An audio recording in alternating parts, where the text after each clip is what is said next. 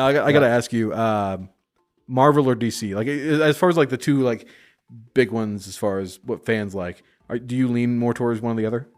Well, gosh, I don't know if I like Batman is my favorite, and he has a whole good roster of villains that I like. Growing up, I also liked Spider-Man a lot I was just thinking about Spider-Man.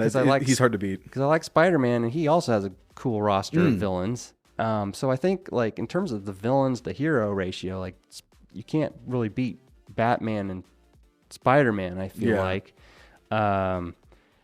but I might have to say DC, but just with like begrudgingly.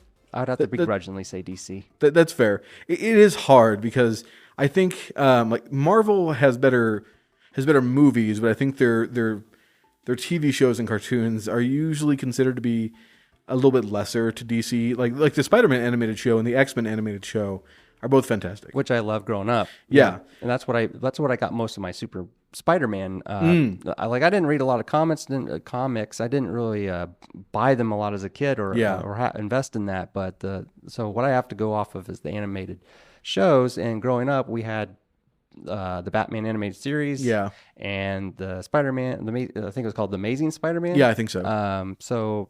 And there was the X-Men show, which I also watched. So those three are the ones who they're probably going to just stick out to me most.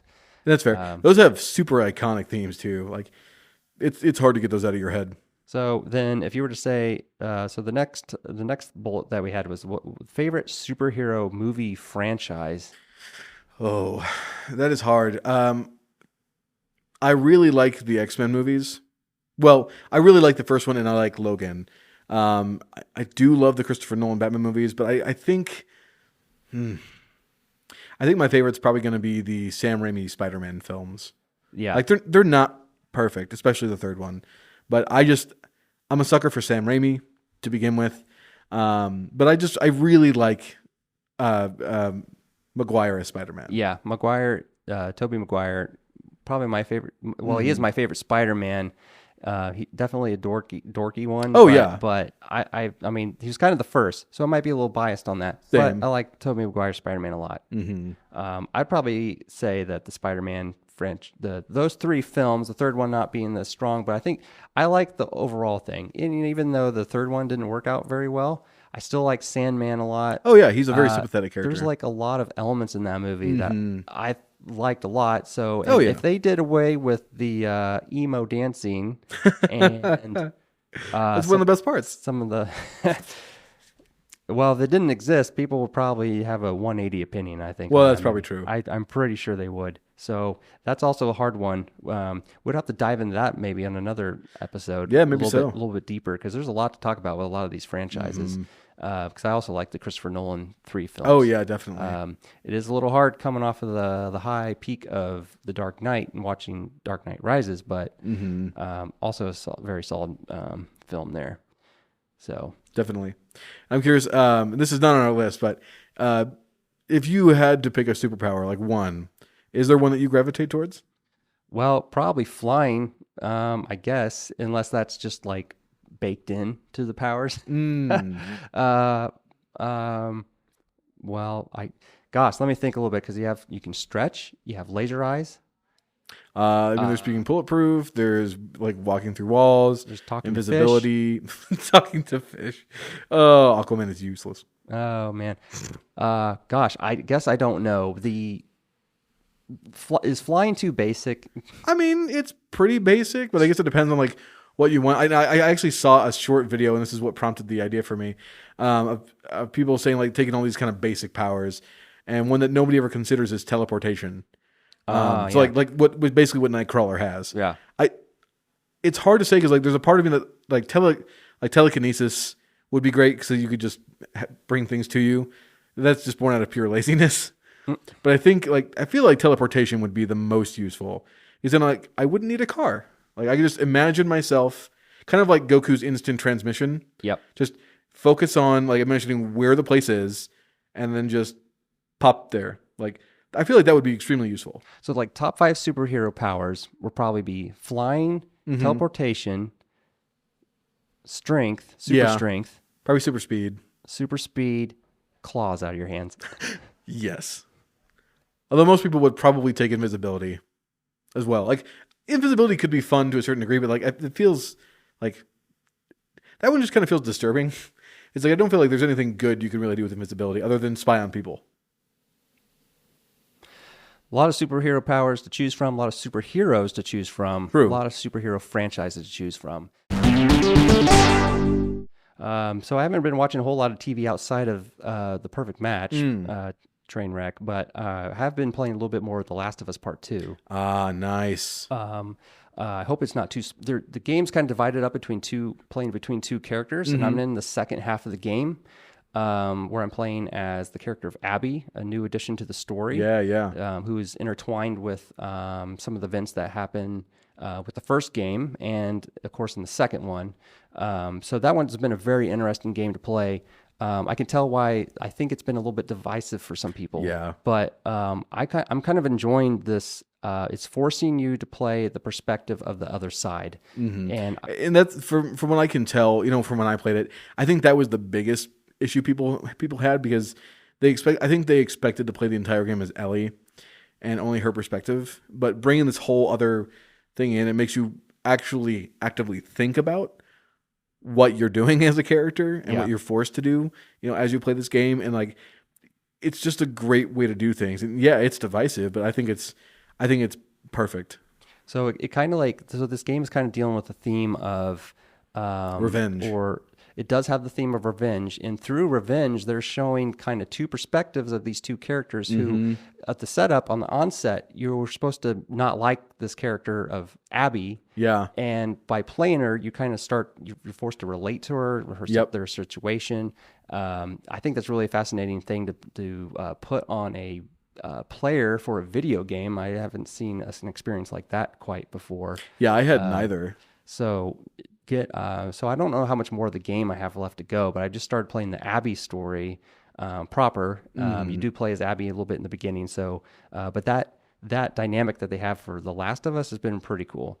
So I'm enjoying that. Been a lot of great action and suspense and fighting in that game. I think everything in that game has been like a little bit of a gameplay wise has been outdoing the first game with better AI and better mechanics and stuff like that. So really fun game that I'm having fun playing through. So I'm excited to try and maybe beat that in the coming weeks here. That'd be great. Now, we've also both been watching the Last of Us TV show on HBO. Yes, we have. And I think they're halfway through the season, probably? There's 9 episodes for this first season of The Last of Us, and we just finished... I want to say episode 5 or 6. 7, I believe. What? There's 2 episodes left. Oh, okay. Dang. Yeah. It doesn't feel like there's enough time.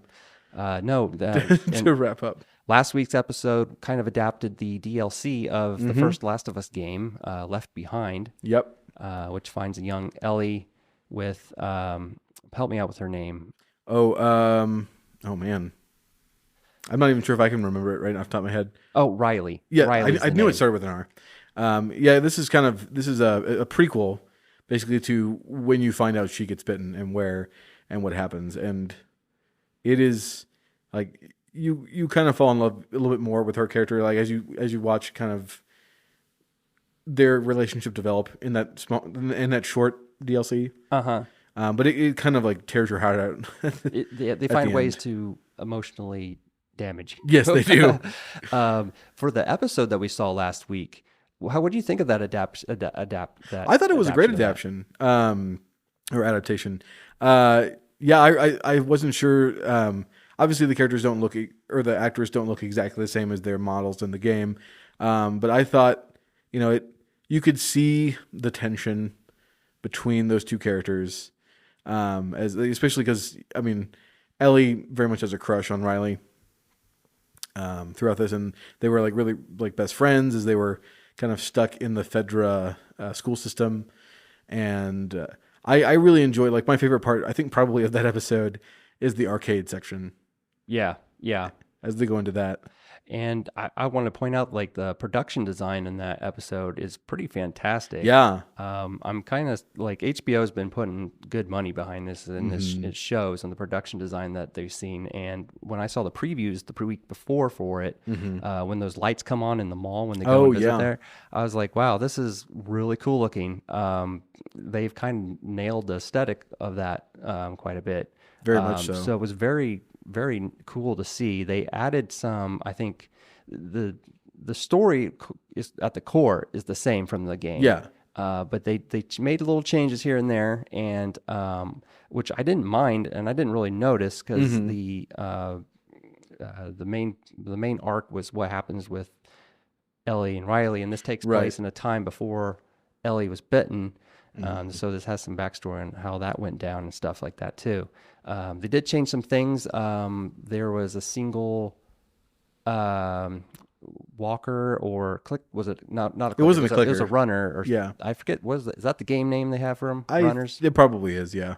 In the game they were kind of swamped by a little horde. Oh, okay. So it wasn't just one. But in the show they had it down to just one, which I think kind of narrowed down the which I kind of like that change. It kind of brought the focus more on what they were dealing with, and instead of this big action set piece. It was more like on a personal level what they're going through. Yeah, and I could definitely see that makes it a lot more personal. Yeah. So very, very, very great show from that HBO did with that episode. I was a big fan of it. I liked some of the other background that they have with Ellie. They showed her in the what are they called? The Fedra School. Is it the Fedra School? Yeah. I mean, it might have a different name, but that's what it is. Yeah. So we didn't get that in the game, so that was kind of a neat thing with expansion. So really good episode. I really am excited and bummed that there's only 2 episodes left. There's so much more that happens in the game, I think, at that point, because you still have. Well, I guess I shouldn't ruin it for people who haven't played, although the game's been out for a while. Yeah. Just play the game already. Yeah. But as far as season 2 of the show has already been greenlit, as far as I'm aware. Yep. And as I understand it, season 2 is going to be going along with the game part 2. Yeah. So you have some ideas about how you feel like that will go, or how you would do it. Yeah. So there's going to be 2, from what I understand, there's going to be 2 seasons adapting the Last of Us Part 2 game. Oh. And so now that I'm to the point in the game where I'm at, because the first half of that game you play as Ellie, and then they at some hour mark, generally you're switched and playing Abby's perspective. So I'm wondering if they're going to do a thing where the first season you play you don't play and you're watching, but the story focuses on Ellie's perspective, and towards the season, when the season progresses, that's all you're really focusing on. Maybe you check in with Abby and what's happening there, but I'm wondering if they'll keep the focus mostly on Ellie, and then once they get to the season finale on that, that first half of the story with Ellie is concluded, and then when the season 3 starts up, I'm wondering if they might switch and focus on Abby for that season. I could definitely see that happening. I will say that there is, I could kind of see a similar-esque situation. So I mentioned it before on one of our previous podcasts that I was watching the Danganronpa anime. And that particular one, they do kind of a flashback thing to where every other episode they focus on, it's kind of like 2 shows. So like one episode is like the current timeline of what's really happening, and then the next episode is a prequel of like what happens before, and so they alternate every other episode. So I could also see a similar situation where they would maybe do it for Last of Us Part 2, where one episode is Ellie and then the next is focused on Abby, and maybe back and forth, and that might be more for the 3rd season, rather than the second. But that would be a really interesting way to do it as well, I think. Yeah.